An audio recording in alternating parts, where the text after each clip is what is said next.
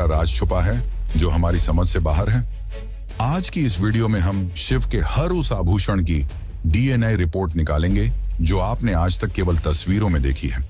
हम जानेंगे उस चंद्रमा की कहानी जो असल में एक मरता हुआ ग्रह था।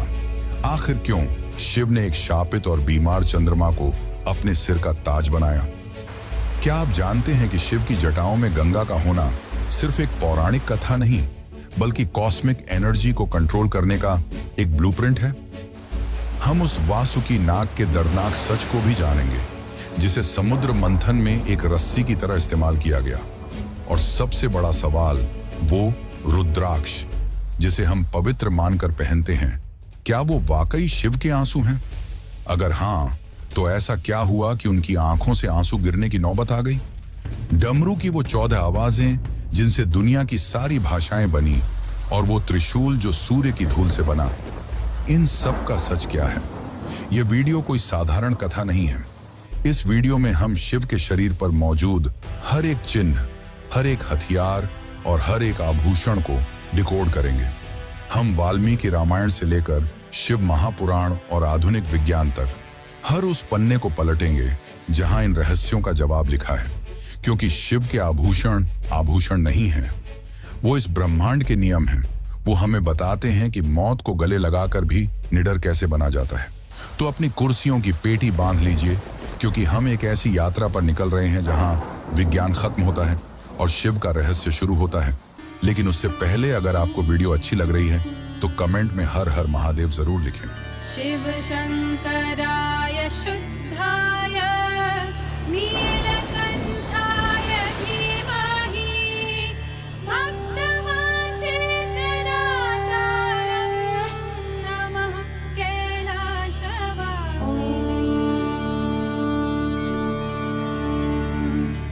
नमः शिवाय।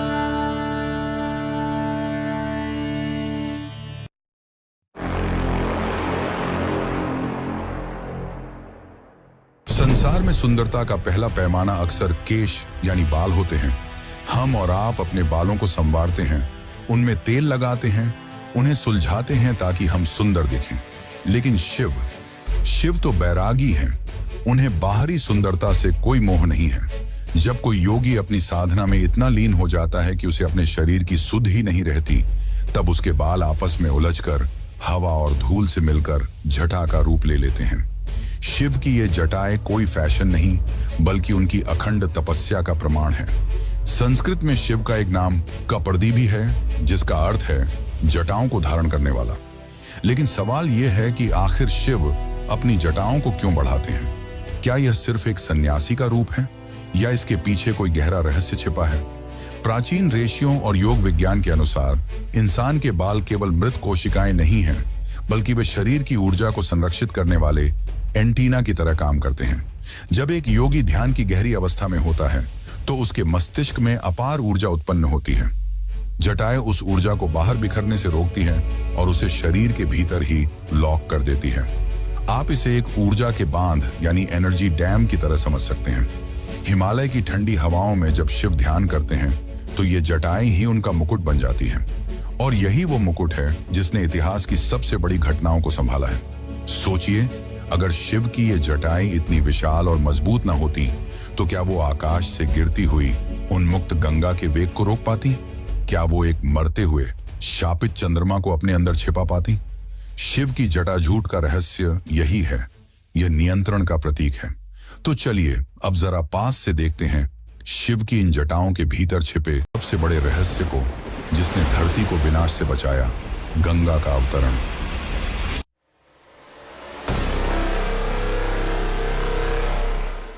अब तक हमने देखा कि शिव की जटाएं कोई साधारण बाल नहीं बल्कि एक ऊर्जा का बांध है। लेकिन इन जटाओं की असली परीक्षा उस दिन हुई जब स्वर्ग की सबसे शक्तिशाली नदी गंगा ने धरती पर उतरने की ठानी। वाल्मीकि रामायण और महाभारत की कथाओं में राजा भगीरथ का उल्लेख मिलता है, जिनके पूर्वज कपिल मुनि के श्राप से भस्म हो चुके थे।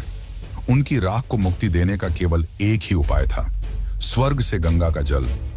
भगीरथ ने ब्रह्मा जी की घोर तपस्या की, जिससे ब्रह्मा जी प्रसन्न हुए और गंगा को धरती पर भेजने के लिए तैयार हो गए। लेकिन यहाँ एक बहुत बड़ी समस्या थी। गंगा का वेग, उनका प्रवाह इतना प्रचंड था कि अगर वे सीधे स्वर्ग से धरती पर गिरती तो पृथ्वी उनके भार से चकनाचूर होकर पाताल में समा जाती। ये एक प्रलय को निमंत्रण देने जैसा था। गंगा को अपने इस वेग पर बहुत अभिमान था। गंगा का यह अहंकार एक चुनौती था। धरती को बचाने के लिए किसी ऐसे की जरूरत थी जो इस असीम शक्ति को अपने ऊपर झेल सके, और पूरे ब्रह्मांड में वह क्षमता केवल महाकाल शिव के पास थी। भगीरथ की प्रार्थना पर शिव हिमालय की चोटी पर जाकर खड़े हो गए, शांत और स्थिर। उन्होंने अपनी जटाओं को फैला दिया और आकाश की ओर देखा। फिर वह क्षण आया जब आकाश गड़गड़ा उठा। गंगा एक भीषण गर्जना के साथ हजारों हाथियों के बल के समान वेग से स्वर्ग से नीचे गिरी। उनका इरादा शिव को बहा ले जाने का था, लेकिन जैसे ही वे शिव के सिर को छूने आईं, एक चमत्कार हुआ। शिव ने गंगा के उस तूफानी प्रवाह को अपनी घनी और उलझी हुई जटाओं में कैद कर लिया। गंगा का पानी उन जटाओं की भूल भुलैया में ऐसा खो गया कि उसे बाहर निकलने का रास्ता ही नहीं मिला। जिस गंगा ने सोचा था कि वे सब कुछ नष्ट कर देंगी, वे शिव के सिर पर एक बूंद बनकर रह गईं। कई वर्षों तक गंगा शिव की जटाओं में घूमती रहीं, और इसी दौरान उनका सारा अहंकार, सारा क्रोध शांत हो गया। जब गंगा का वेग टूट गया और वे निर्मल हो गईं, तब भगीरथ की विनती पर शिव ने अपनी एक जटा को हल्का सा निचोड़ा। वहां से गंगा अब विनाशकारी बाढ़ नहीं, बल्कि जीवन देने वाली एक पतली धारा बनकर बिंदु सरोवर में गिरी और धरती पर बह निकली। शिव का गंगाधर रूप हमें एक बहुत गहरा सबक देता है। शक्ति चाहे कितनी भी बड़ी क्यों ना हो, अगर उस पर नियंत्रण नहीं है तो वह केवल विनाश लाती है। शिव की जटा वह फिल्टर है जो प्रचंड ऊर्जा को शांत करके उसे समाज के लिए उपयोगी बनाती है। और यही कारण है कि शिव के मस्तक पर गंगा केवल एक नदी नहीं, बल्कि ज्ञान और पवित्रता का प्रतीक बनकर बहती है। लेकिन गंगा के साथ शिव ने चंद्रमा को भी अपनी जटाओं में स्थान दिया है। पर आखिर ऐसा क्यों? तो चलिए अब जानते हैं शिव के चंद्रशेखर बनने का असली रहस्य।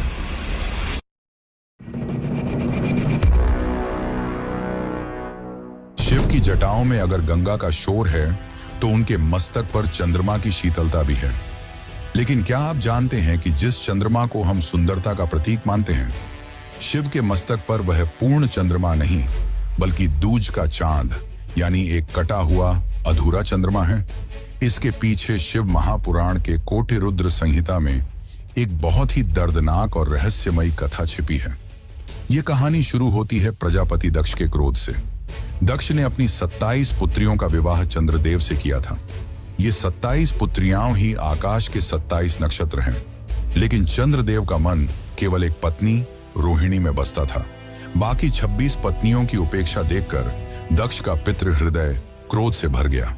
उन्होंने चंद्रमा को श्राप देते हुए कहा, तुम्हें अपने जिस रूप और चमक पर इतना अभिमान है, वह धीरे धीरे क्षय हो जाएगा। तुम रोगी हो जाओगे और अंत में समाप्त हो जाओगे।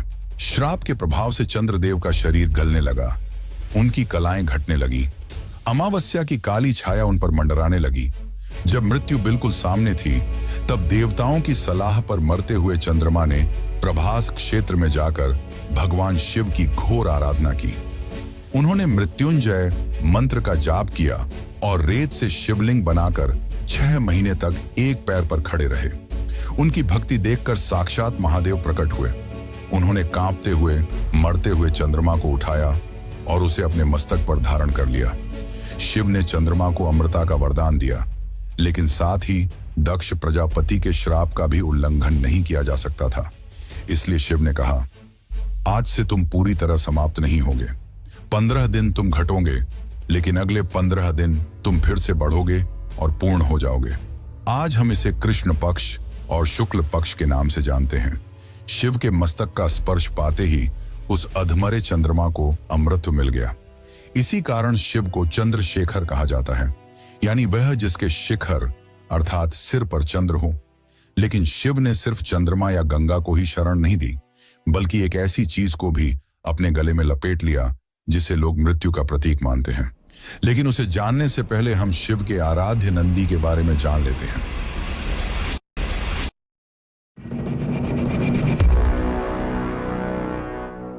क्या आपने कभी गौर किया है कि दुनिया का कोई भी शिवालय हो, चाहे वह गांव का छोटा सा मंदिर हो या विशाल केदारनाथ।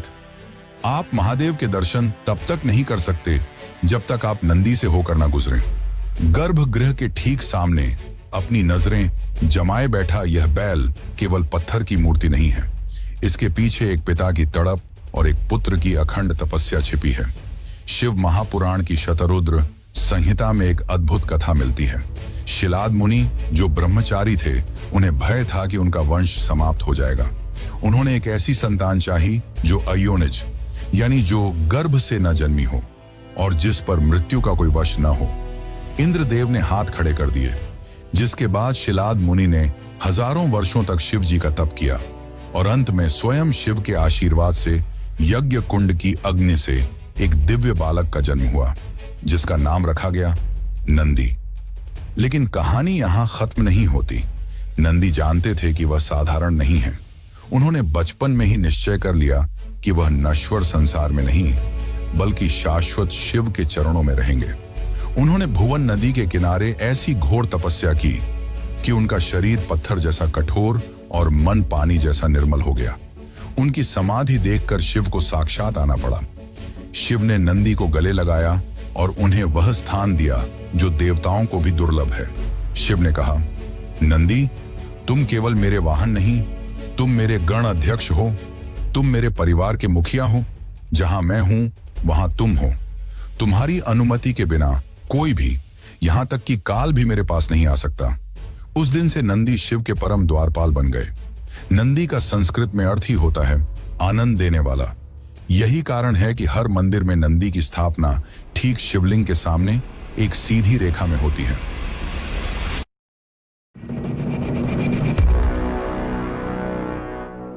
समुद्र मंथन, इतिहास की वह घटना जहां देवता और दानव एक ही मकसद के लिए साथ आए थे, अमृत। हर कोई अमर होना चाहता था, हर कोई उस कलश को पाना चाहता था। लेकिन जैसे ही मंदराचल पर्वत घूमा और वासुकी नाक खींचे, समुद्र की गहराइयों से अमृत नहीं बल्कि दुनिया का सबसे विनाशकारी झर हलाहल बाहर आया। यह विष इतना भयानक था कि इसकी लपटों से ही देवता और दानव मूर्छित होने लगे। दिशाएं जलने लगीं। न विष्णु न ब्रह्मा, कोई भी उस विष की ताप को सहन कर सके। तब देव